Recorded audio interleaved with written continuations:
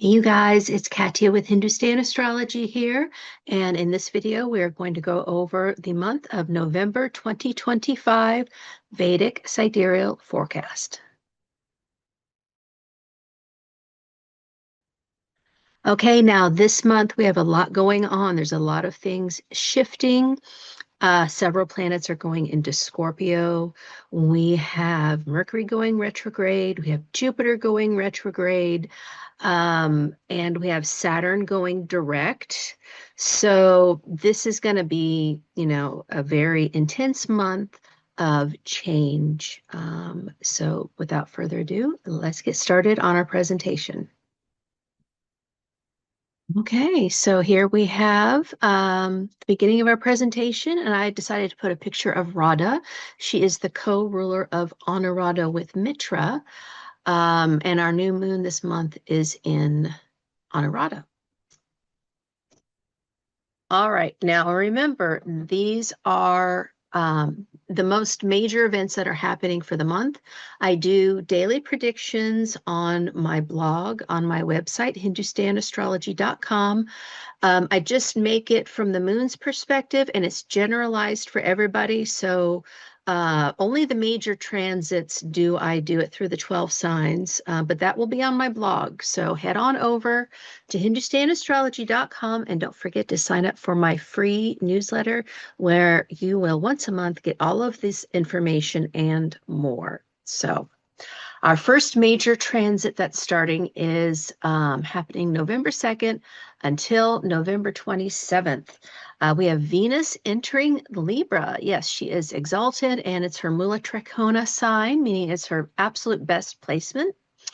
And she will be conjunct the sun and in a trine with Rahu in Aquarius, making it very deep and, you know, helping us to think of different new creative ideas. And that's until 17th. And then November 24th through the 27th, Mercury retrograde will go back into Libra to conjunct Venus just before Venus enters Scorpio later that day, or I think maybe tomorrow. But he goes back and then Venus crosses over and goes into Scorpio at the end of the month. So, take advantage of Libra and her best sign. Right now, it's, Venus and her best sign of Libra, it is Diwali, the Festival of Lights, and Lakshmi is the central goddess to this festival in India. And it's about wealth and abundance and bringing the light to your house, opening up the pathway to abundance, clearing off your, walkway to go up to your door, putting the lights. Yeah, this is a beautiful way to represent this energy. Then November 5th at 8:19 a.m. EST, we have our full moon at 19 degrees, 9 minutes of Aries Bharani. And you can see this is from Bloomington. But for Washington, D.C., the ascendant will actually be in Anuradha because they're about 6.5 degrees ahead. But we have Venus riding along with the sun in opposition, and Bharani is ruled by Venus. So having her in her own sign, in an aspect to the moon and the nakshatra ruled by Venus, yeah, this is very much about relationships and any kind of partnership. And Bharani, is the star of restraint. But these people love philosophy. They love digging into, um, issues of death and rebirth and paranormal and what happens on the other side. And, very much in tune with this, Halloween season. But I think that women's issues might come up again at this time, especially concerning reproduction. I know a lot of states are having a lot of lawsuits because it's state by state now, according. And so I feel like this is probably going to have something to do with women's health, especially it's in the sixth, the moon's in the sixth house in DC for this. and for this full moon. And sixth house is about health. So I bet we are going to hear some things about reproductive rights. But in general, this is a time to delve into, um, your belief systems, deep ideas about, core beliefs about relationships. Um, And also having the ascendant in Scorpio, and Mars and Mercury are on the ascendant. All of us are going to have to be careful of what we say around this full moon. Um, you know, Mars and Mercury is like the lawyer's yoga. They talk a lot, they argue a lot, they debate a lot. So just try to make it more internal rather than projecting it out towards other people. You'll probably deal with it better. Um, Jupiter is not retrograde yet for this new moon or this full moon. And so I feel like that's a good thing, simply because um, he's in a sign of exaltation. And, on later on this month, I think on the 11th, he's going to go retrograde. So we're kind of, feeling that energy of Jupiter slowing down. And when he slows down and goes retrograde, he actually becomes more powerful. So he will be in a trine then with all of the, Mercury and Mars in Scorpio and Saturn and Neptune in Pisces. This should be a powerful time for transformation. So use it for good. Keep pushing forward and getting rid of all of the dead debris, things that you don't need in your mind or in your life. I think that's a good way to deal with this. And then November 5th at 8:19 a.m. EST. Oh, I'm sorry, that is the full moon. So yeah, like I said, this is a time to let go of a lot of things that don't serve us anymore, especially in the realm of relationships, and really use that this trine from Mars and Mercury with Jupiter to get things done. We call Jupiter and Mars, when they are in some kind of an aspect, to be the swashbuckler, right? Get out there and you just hack away all the debris and clear it out, okay? Then we have November 8th until March 27th. Yes, Mars will be combust the sun. What does that mean? Well, on a practical level, this means that we're all going to be feeling a little burnt out. No, a lot burnt out, because Mars, any planet, when it's combust the sun, it can't operate effectively, and Mars rules our physical vitality. So I think we are all going to be under the weather this winter. So do everything you can to boost your immunity, do all of the juices and vitamins, and yeah, just really make it a daily thing to do this, because you will not regret it this winter. So Mars combusts the sun until March 27th. That's a long time. Now, November 9th until November 29th, we have our Mercury retrograde. It's the last one of the year, 12 degrees, 38 minutes of Scorpio Anurata, Nakshatra conjunct Mars, who, Mars rules Scorpio, and in opposition with Uranus retrograde, and in a trine with Saturn retrograde and Neptune retrograde in Pisces and Jupiter and Cancer, just like we talked about with the ascendant, right? For that full moon, now it is going to be Mercury, who is going to be powerful. Now remember, retrogrades are not, they're not usually a bad thing. They actually make the planet stronger. It's brighter in the sky when they're retrograde. It goes slower. It's like, hey, I have something to say. So having these helpful trines is actually going to help us dig deep into things we need to transform. And a sextile with Pluto and Capricorn, that's going to be even more help with digging into the darkness, into the fears, right? And really examining them. And then on the 17th, the Sun enters Scorpio to conjunct Mercury retrograde. On the 24th, Mercury retrograde re-enters Libra to conjunct Venus until the 27th. when Venus enters Scorpio. So literally, like it goes in the morning, and then Venus later that day crosses over and goes into Scorpio. 29th, Mercury goes direct. So all of this happens within this month. And I feel like this is really flavoring this month because Scorpio is already very introspective. And so having, you know, all of this go on. Now, and also, Mercury loves to be in Scorpio, you guys. This is where he does excellent, excellent research. And if you have Mercury in Scorpio in your eighth house, which would mean you are an Aries rising, you probably do excellent research, digging deep. And then on December 6th, Mercury re-enters Scorpio to conjunct the Sun, Venus, and Mars. And this is the same day that it is in a trine with Jupiter retrograde in Cancer, who then re-enters Gemini around 7 a.m. that day. So I just find all of this very interesting. It's just going to be, So hold on to your hats, y'all. Back up your computers, just make sure do everything you can to prepare for Mercury retrograde this month.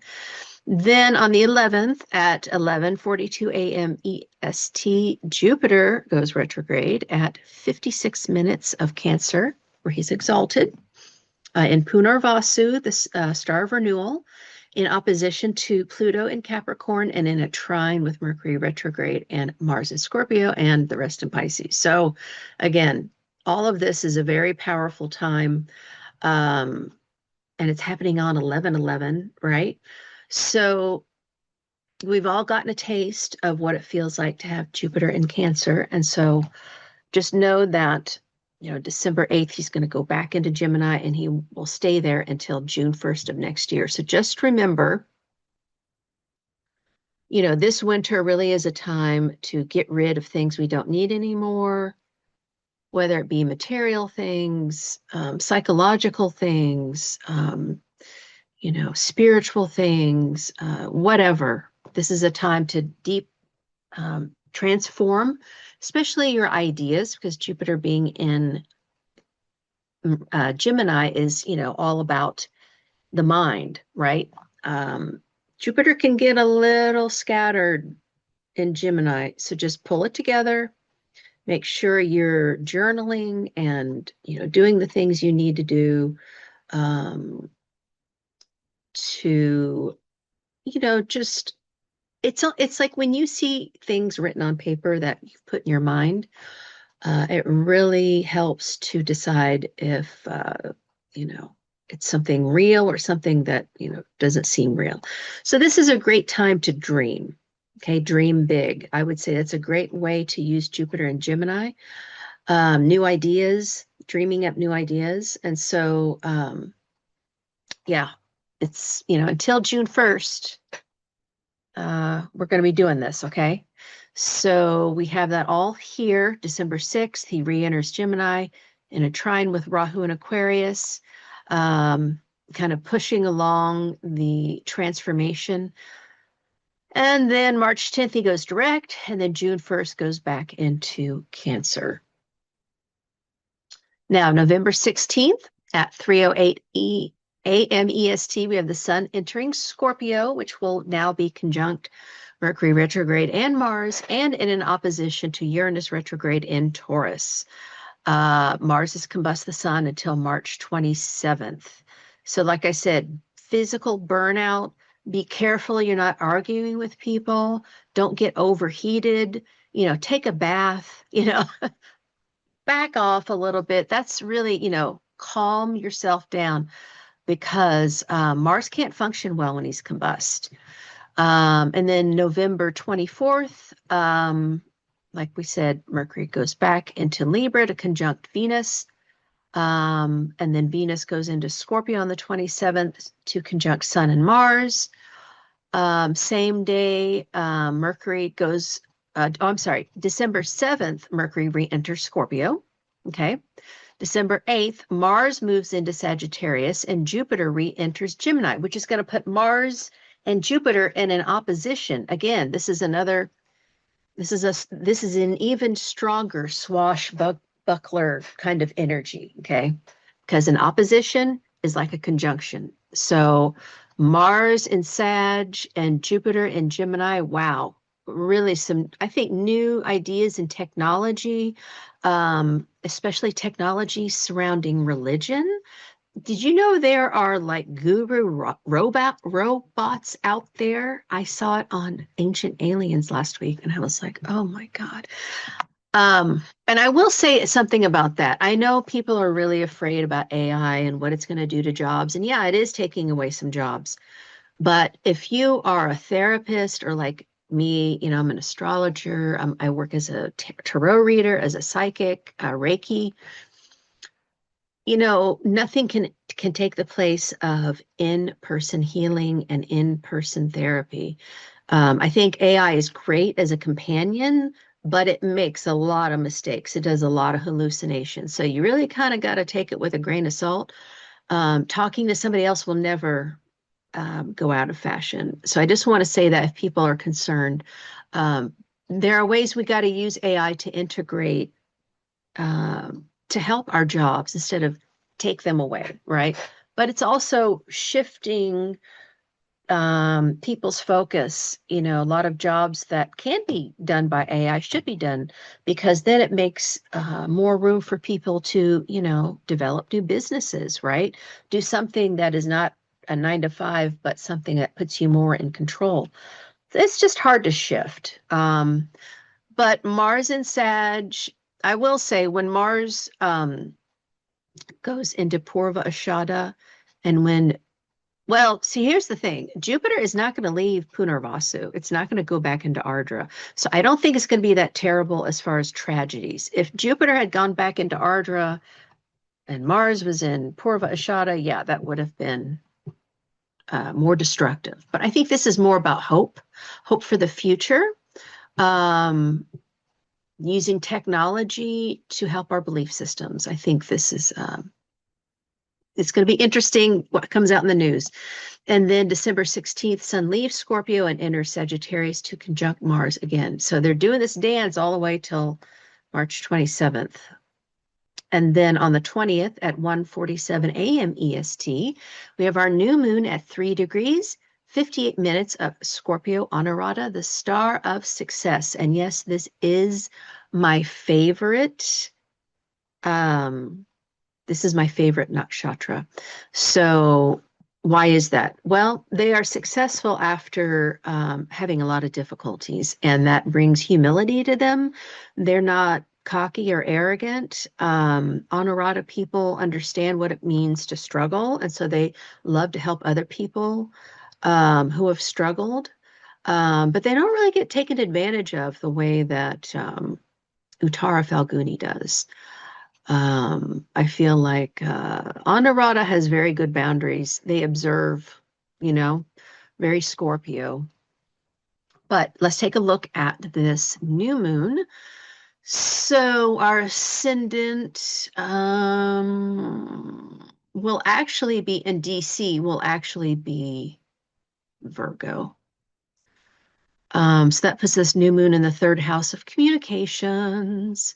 I think this is more, a war of words in Washington, people losing their jobs. I mean, the federal government is just a hot mess right now.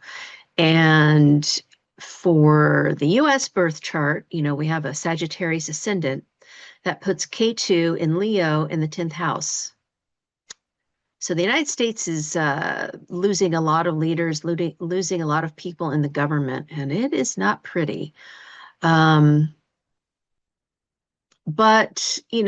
lawyers are going to be coming out helping people. It's going to be very tense with words and actions, I would say, as well. Yeah. And Venus is, in the 12th house from this new moon. Hey, Venus does great in the 12th house. This is where she brings in wealth. So there could be peace overseas more. I know it's been back and forth with things, but I think we might be able to see more peace at that time, having Venus in her own sign in Vishaka, which is victory. So it's just, like I said, with Scorpio, it's about letting go of a lot of things that don't serve us anymore. So it's going to be interesting to see how the US government deals with this. And we have our Jupiter retrograde and exalted, very powerful. It is in a trine, like I said, with Pisces and uh, Cancer. And then Mars is giving his fourth aspect to Rahu. He's giving his eighth to Jupiter retrograde. So this makes Jupiter very powerful for this new moon, which gives us hope and optimism. So things aren't as bad as they seem. We might see the government being humbled, the people finally coming forward. And then we have November 20th to the 30th. We have Mercury retrograde re-entering Libra on the 23rd. 3 days later, we have Venus entering Scorpio. On the 27th, Venus is exactly combusts the sun, which means, well, I'm sorry, November 27th to February 18th. This is the whole time Venus is combust, where she takes her dive around the sun and comes out the other end. I think she's the morning star right now, so I think she'll become the evening star after this. Um, and again, Venus is our self-worth, right? So when she's combust the sun, we are not confident. We don't have a lot of, oh, fortitude to continue with what we want to do. And we lose our self-confidence. So, just do everything you can to um, bolster your self-worth, self-care, that kind of thing, especially through the winter with, all the sickness coming up. Then we have Saturn going direct. So we are actually going to feel this all month, you guys. It's actually on the 27th at 10:52 p.m. EST. It's happening at 56 minutes of Pisces Purva Bhadrapada, which actually, let's see, Pisces is a mutable sign. So yeah, I feel like we're gonna feel it all month. Saturn, when he stations, because he rules time, he affects every machine that rules time. So all of that stuff goes a bit wonky. But having him go direct is going to be good for everybody's work, everybody's health, um, all steam, uh, all motors ahead. So I feel like this is, like I said, we're going to feel it all month. And then also, just 2 days later, we have Mercury going direct. So the end of the month, things kind of wrap up, things go forward. But, again, our new moon in Scorpio on Arada is, I feel like, really the highlight. People might be getting the assistance that they need from this government shutdown finally, because Honorata is about helping others. It's about contracts. It's about friendship. And yeah, I feel like, by the end of the month, definitely the government's going to be back on. So everybody just, hang tight, do what you can. If you can't find food, there are several, food pantry. It should be in your city. Look online for resources. Also, check your county, your township trustee. They should have money for bills that you need to pay. A lot of people don't know that. So just hang tight. By the end of the month, we will be, moving forward again.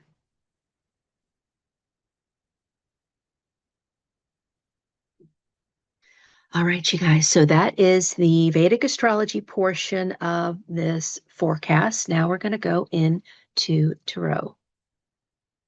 Okay, let's see what the tarot has to say about this thing.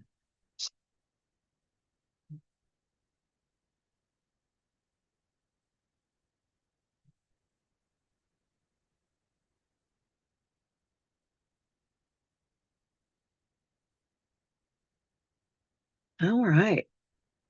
Well, pretty much mirroring what we've seen. So first we have the Empress reversed, and this definitely represents Shukra, Venus in her own sign of Libra for most of the month. That is going to really be the undercurrent. Um, And she's reversed. I think that really shows the Mercury retrograde. And we could be having, old flames, old lovers from the past come back with Mercury retrograde crossing over Venus as she goes into Scorpio. So just be aware of that. But this really is the undercurrent. And then we have Queen of Stones reversed, Mother of Stones in the West. And this is Spider Woman. And spiders are often associated with Scorpio. This is the creative part of the mother that weaves the web. And, Unchi Iktomi, Unchi is grandmother, Iktomi is spider in Lakota Sioux. And so Unchi Iktomi is this card, Spider Woman, and she weaves the web of creation. So these are two very powerful female creation goddesses here.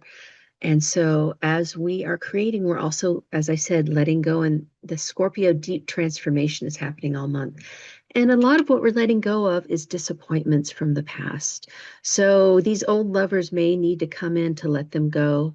Um, and or in forgiving them and starting over. That could also be another expression. Um, but as I said, many people are suffering this month because of the government shutdown. So I really feel by the end of the month, things will be back on track and we will be letting go of our disappointment. Okay, you guys, so that is what I have for this month. And again, if you want a personal reading, head on over to HindustanAstrology.com. You can sign up online for a Zoom reading from anywhere in the world, or if you live locally, Indianapolis area, Louisville area, Evansville, you know, come on up to Bloomington. It's not too far from those places, and I have my in-person suite at the Fountain Square Mall, which is downtown on the square in Bloomington, Indiana. Suite 250. So you can head on over to my website, book a reading, and I would love to see you guys and help you through anything you're going through. And so, namaste. And until next time, see you later. Bye.